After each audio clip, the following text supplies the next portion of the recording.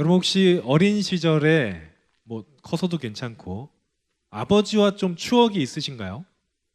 저희 아버지가 좀 엄하셨거든요. 그래서 저는 그 아버지의 기분이 좋을 때는 좀 이렇게 쉽게 다가갔는데 제가 이제 뭔가 잘못을 했거나 하면 아버지에게 가기가 좀 두려웠습니다.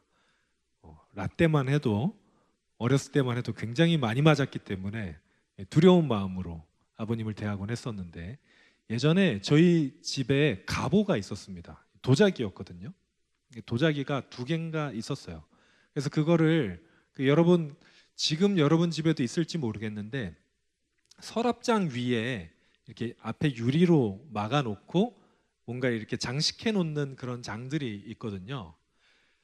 그런데 여러분 혹시 7살에서 8살 되는 남자아이 그 쌍둥이 제 쌍둥이잖아요. 쌍둥이 두 명이 남자아이가 같이 있으면 무조건 어디든 올라가고 봐요. 그런데 이게 서랍이 이렇게 빠지면 얼마나 올라가기가 쉽습니까? 서랍장 한 번씩 올라가 보셨죠, 여러분?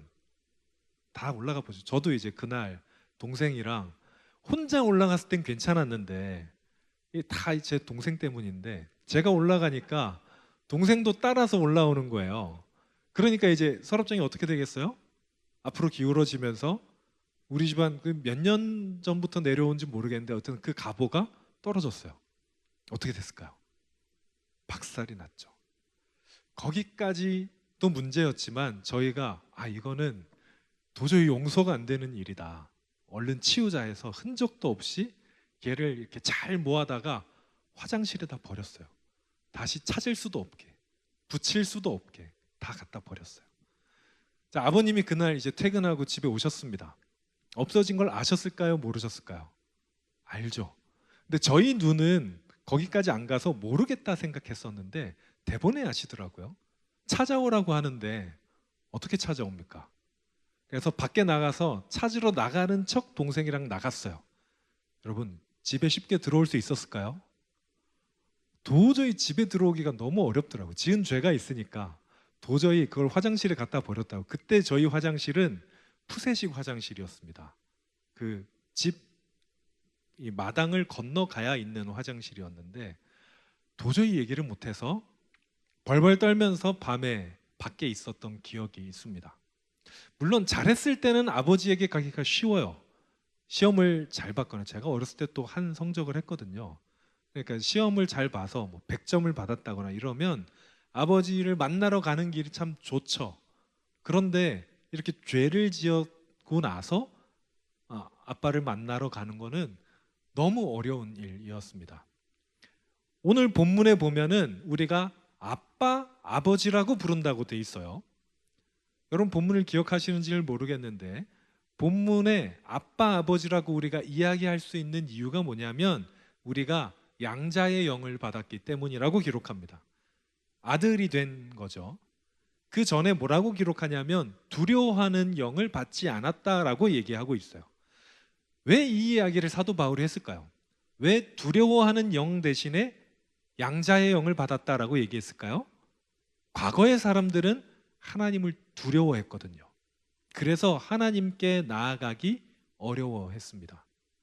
구약시대 때 사람들이 지금 여러분이 생각하는 것처럼 하나님을 친근하게 생각하지 못했습니다. 왜냐하면 지금은 여러분 다 예수님 덕분에 여러분이 정말 예수님 덕분에 그나마 하나님이 이렇게 친밀하게 생각하는 거지 예수님 아니었으면 우리는 지금도 벌벌벌 떠는 거예요. 구약시대 때 여러분 구약 성경 읽어보세요. 하나님이 죄를 저지르면 인간의 눈으로 보기엔 벌을 주시는 분이에요. 그러니까 잘못해서 뭐 하나 잘못해서 하나님께 죄 저지르면 죽는 사람이 부지기수야. 잘못해서 하나님 성부를 함부로 특히 성막에 있는 성궤를 함부로 만지기만 해도 죽었던 시절이에요. 그 당시 사람들은 하나님을 마주 보면 그냥 그날로 죽는다고 생각했습니다. 왜냐하면 우리는 너무 죄인이고 하나님은 거룩하신 분이기에. 예수님 오시기 전에 사람들은 하나님께 나가길 무서워했습니다. 여러분 그런 경험 있으세요? 왠지 이렇게 잘 가고 있는데 저쪽에서 경찰차 소리가 삐용삐용 나면은 왠지 숨어야 될 것 같고 저만 그런가요? 네.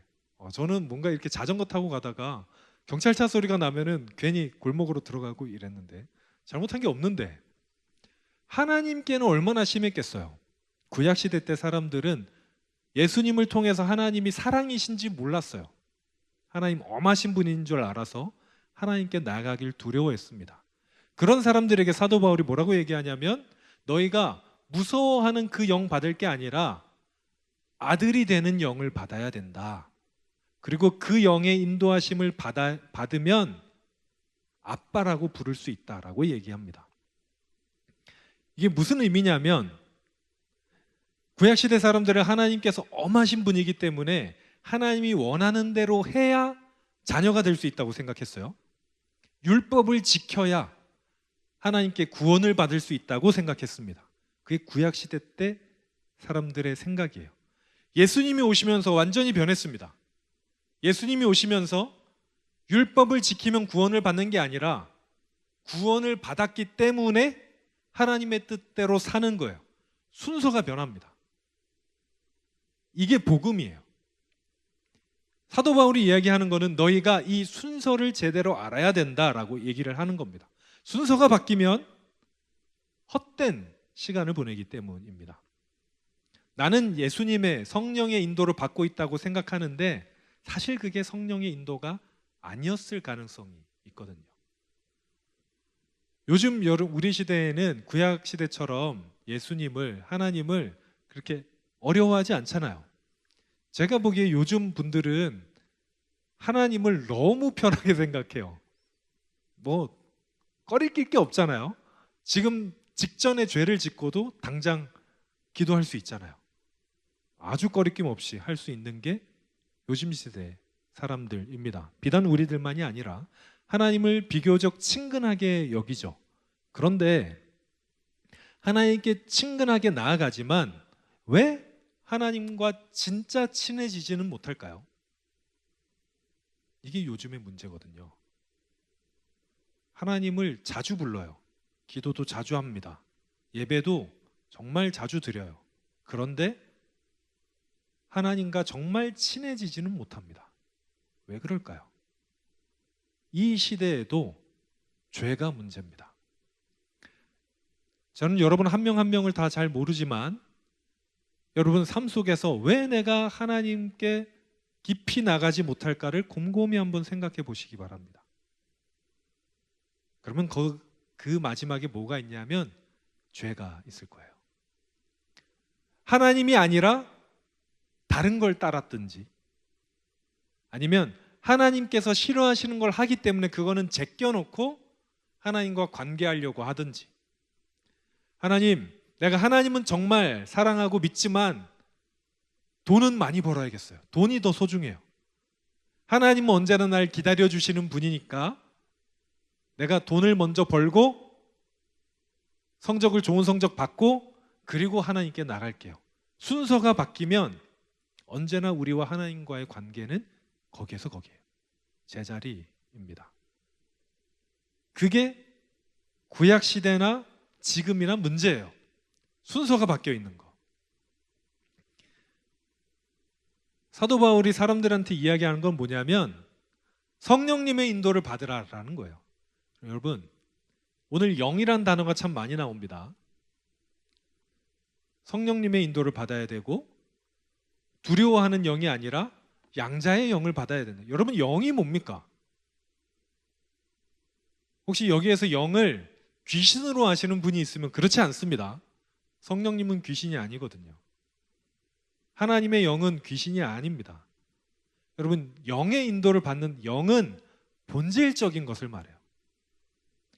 그러니까 뭐라고 정의 내릴 수 없지만 여러분이 여러분 되게 하는 것, 여러분이 어떤 영의 지배를 받는지 쉽게 얘기하자면 여러분이 가장 소중히 여기는 것. 여러분, 그게 뭡니까? 성령의 인도를 받는다는 것은 성령님을 가장 소중히 여기는 거예요. 하나님을 가장 소중히 여기는 것이죠. 그게 성령님의 인도를 받는 겁니다. 성령님의 인도를 받는 사람은 하나님을 아빠라 부르면서 친밀하게 나아갈 수 있어요. 마치 가보를 깬 제가 아빠한테 가기 무서워하는 사람처럼 성령님의 인도를 받지 않는 사람들은 모든 면에서 하나님 앞에 다가가기를 두려워하게 돼 있습니다. 어떤 면에서는 나아가고 싶지가 않아요. 그런데 하나님이 집요하게 그거를 들추어내십니다. 내가 감추어놨던 것들, 하나님 내가 다 잘하잖아요. 이것만 빼고 내가 좀 살면서 이거는 가지고 있고 싶습니다. 나머지는 제가 하나님께 맞춰드릴게요 라고 하면 하나님 뭐라고 하시냐면 다른 거 다 필요 없으니까 이것만 가지고 오렴 이라고 하세요. 그것 때문에 우리가 하나님과 친밀해지지 못합니다. 그래서 성령님이 그것을 깨뜨리려고 하십니다. 사랑하는 여러분, 성령님이 여러분의 삶에서 무엇을 하시냐면요, 여러분을 하나님과 친밀하게 교제하게 하시도록 인도하시는 겁니다. 그게 성령님의 사역이에요. 그러기 위해서 깨트려야 되는 것이 있는 거죠. 연인이 있다고 칩시다. 여기도 커플들이 몇몇 있는데 제가 모르는 커플은 알아서 자진해서 신고를 하세요. 제가 그런데 굉장히 민감합니다. 커플들이 있다고 칩시다. 근데 그 커플 사이에 비밀이 있어요. 물론 어린 시절에 뭐 시시콜콜한 별거 아닌 비밀 말고요, 중요한 거, 내가 이 사람과 관계를 하는데 방해가 될 만한 어떤 비밀이 있다고 칩시다. 여러분, 그 비밀을 해결하는 게 가장 좋은 일이 뭡니까? 꽁꽁 숨기는 거예요? 이 얘기를 하는 거예요? 얘기하는 거예요. 여러분, 말하는 겁니다. 소통하는 거예요. 어떤 방식으로든 서로 그것에 대해서 오픈하는 거예요. 그게 건강한 관계가 됩니다. 비밀이 생기는 순간 그 비밀을 덮기 위해 또 비밀이 생기고 또 비밀이 생기면서 관계가 자연스럽게 멀어져요. 저 사람을 보면 불편해.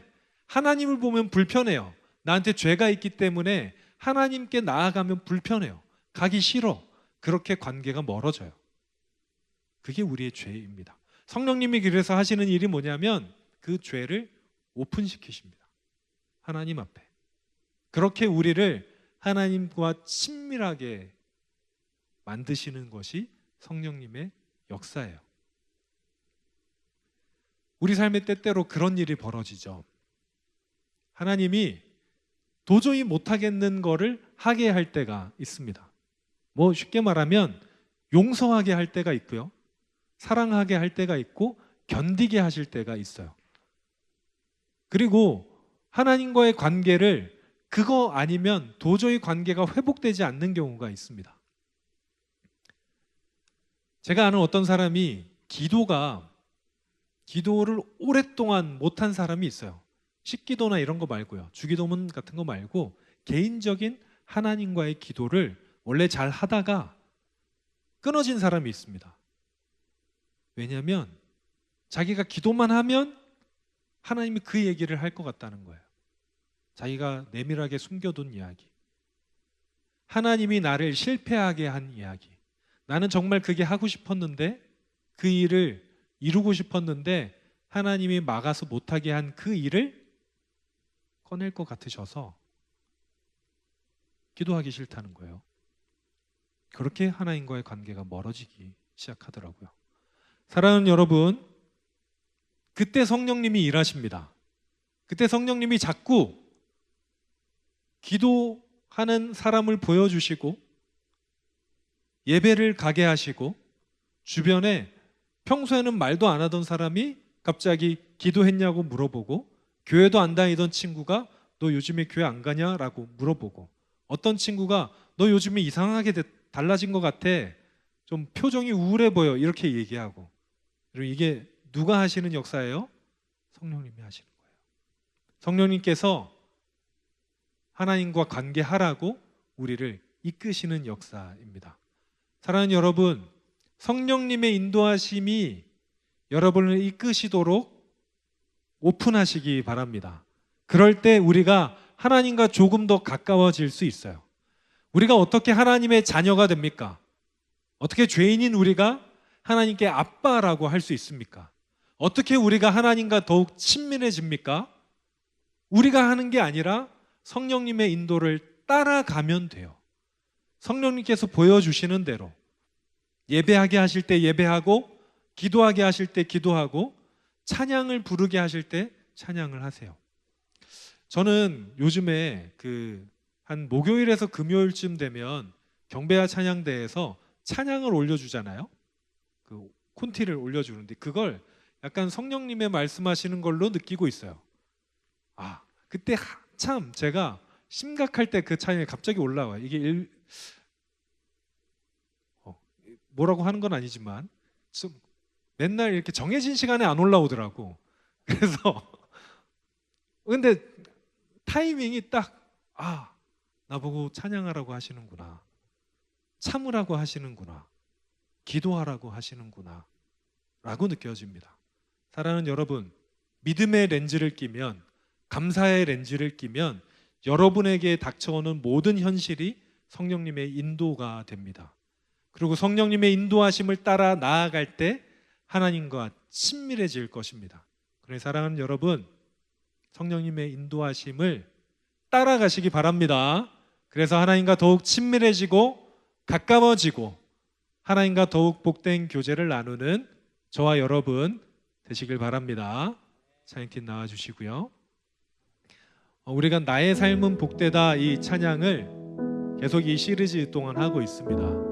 우리가 감사의 렌즈를 끼고 우리의 삶을 보면요, 복된 삶인 줄로 믿습니다. 그렇게 고백할 수 있어요. 하나님이 우리에게 주신 그 모든 삶이 어떻게 감사하지 않을 수 있겠습니까?